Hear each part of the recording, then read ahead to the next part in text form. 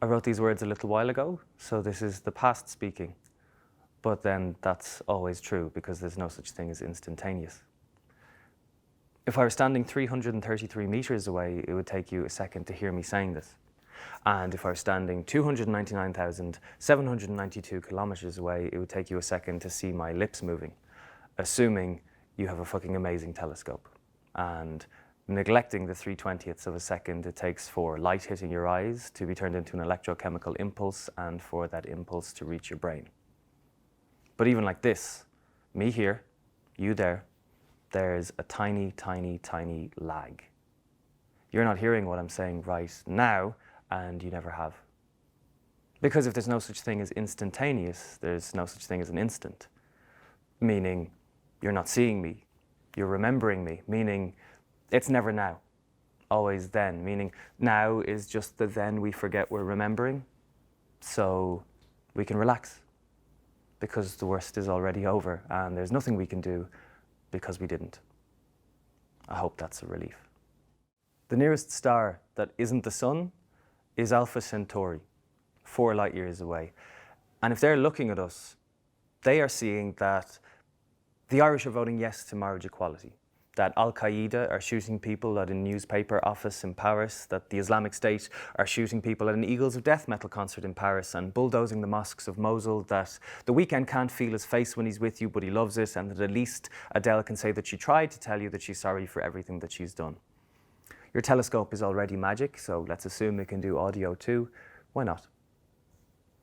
This instant, that doesn't exist, on Alpha Centauri, they're thinking, shit. They're thinking, those poor earthlings. They're thinking, I hope things get better in 2016. So they keep watching. And so they're seeing Dublin 15 young people getting ready for their first day of first year. Dublin 15 young people who, this instant, that doesn't exist, are headed towards the big exam that people keep asking about, but saying doesn't matter unless you don't get the points to get into college and end up shooting heroin into your eyelids until you turn up dead in a burnt-out car in a field past Fibblestown. They're seeing those young people get up because of the third and definitely final shout, or their little sister awake since 6, or everyone's phones going off at 5 to say, time to pray. They're seeing them putting on a uniform that smells because straight out of plastic, or a brother's, and is too small or too big because bought second hand, or a sister's. They're seeing them struggle to tie the unelastic tie that this instant, that doesn't exist, they can tie the way they play the G minor scale 2 octaves for grade 6 piano, the way they say their daily goodbye to a parent in a language they share but don't because they speak it, the way a cubist paints, all edges and corners, endings and beginnings, hellos, goodbyes, endearments, but never quite a confident restaurant order in the homeland that you've never lived in.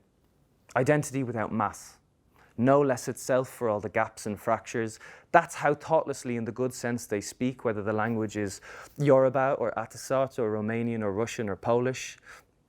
And that's how they would tie the tie, this instant that doesn't exist, as aliens watch their 12 or 13-year-old fingers fumble until a parent hand reaches out like a Michelangelo painting and shortens what's long and lengthens what's short and smooths what's rumpled. The fucked tie first, but their bed tousled or still damp or rat wet hair 2 pound easy, or not, because these first day of school knots or braids are to be marvelled at but not mauled, like a cathedral made of clarifying shampoo and slow drying and 6 hours sat between your mother's knees in front of episode after episode after episode of Full House, even though the Olsen twins are what Hitler dreamed of and their racist auntie said she went to Africa, like Africa is a country, because the lesson about ruthless blow drying and ironing and ironically named relaxing was learned the hard way by your older sister's poor fucked up edges, R.I.P.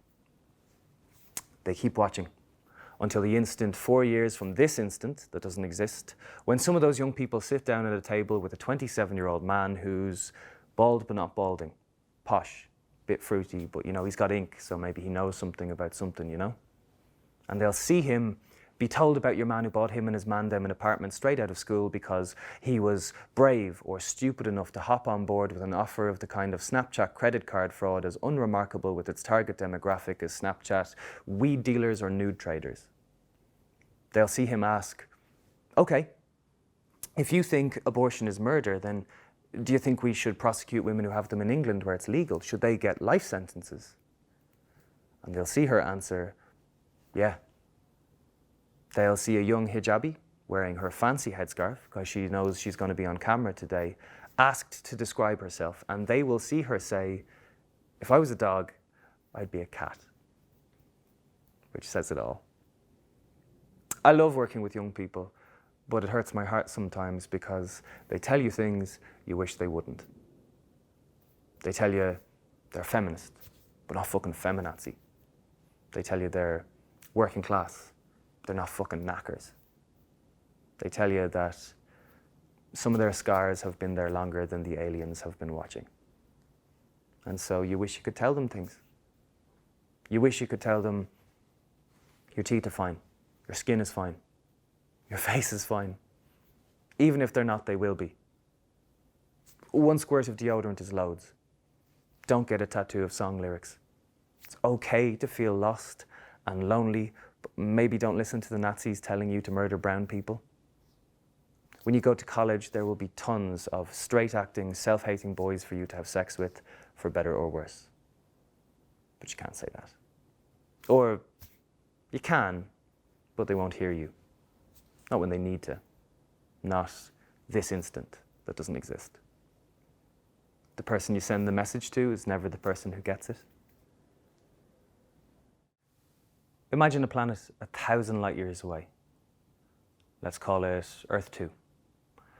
And when we look at them and see what they were like 1,000 years ago, we see a world that's just like ours right this instant that doesn't exist. The only minor difference is that on Earth 2 they don't have skin, and I'd love to tell you that this means that empire and colony never happened on Earth 2 because racism is only skin deep after all, but they did, because capital is a marrow deep cancer. There's this young musician on Earth 2 who's had a really tough couple of years, but has just released this really open-hearted song about their exes and how they thought they'd end up with Squeep, but it wasn't a match, and how they wrote some songs about Blibdy and now they listen and laugh. They're pretty cool, even if they have this bad habit of pretending they're Earth 2's skinless version of black when they're not. Say they play a concert in the city where someone set off a bomb at their last concert in Earth 2's version of 2017, and this concert is as beautiful and healing as it needs to be.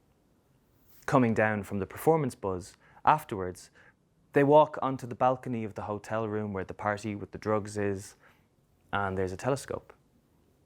And they look through it at us. And they see what looks spookily like Earth 2 1,000 years ago, except everyone's wearing these weird blotched or speckled form-fitting things while they unify Ireland under the High King, or write a book of medicine that the whole Islamic world goes wild for, or set off from Denmark to discover what the Vikings are going to call Vinland, but we call America. They can't see us looking back, even if we're looking right down their telescope. And the musician thinks, wow, they're so like us. I wish I could tell them about everything still to come and make it easier for them.